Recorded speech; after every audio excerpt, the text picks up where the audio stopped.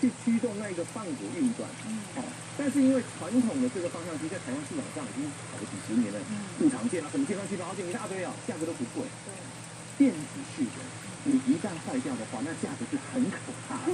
所以还是不是预防的。对，所以还是要做一些事前的预防的。不要以为说你电池就没有，电池比如说马达去驱动那个帮补，那因为数量还少，你只要帮补一坏的话，价钱更贵，一定平常送保养。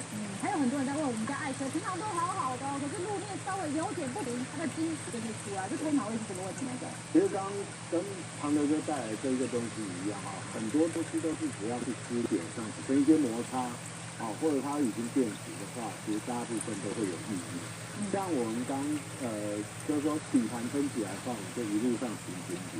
通常前面的声音到后面的声音，大概你慢慢有的时候比较难抓，是因为它要行进间才会有声音。如果你架起来，有些都没有办法发现。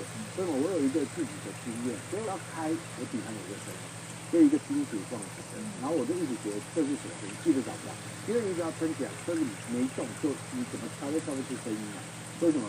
因为它有一颗螺丝松牙了，是钻在树眉上面跟底盘中间的一个地方。那个地方的话，其实你去敲，你不敲那个树眉，其实它不会被震动到，所以你敲不出来。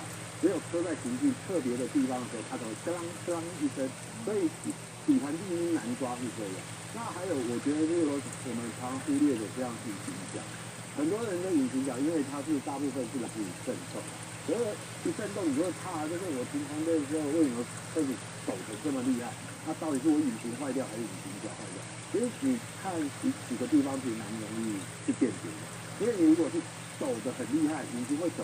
但是你的转速是恒定，不会超忽的话，那基本上不是引擎的问题，应该是引擎角或变速箱的那个节律。如果你打 N 档跟入 D 档的时候，它的震动也会随之改变的话，那大概是变速箱的那个液压角就跟刚刚旁的这一支蛮像的。它有前空有的一个印象值它的更换就行了。你不换到底有没有问题？其实也没有太大问题就是你那震动会让你非常不舒服。车子就变得不舒服了。那还有什么样奇怪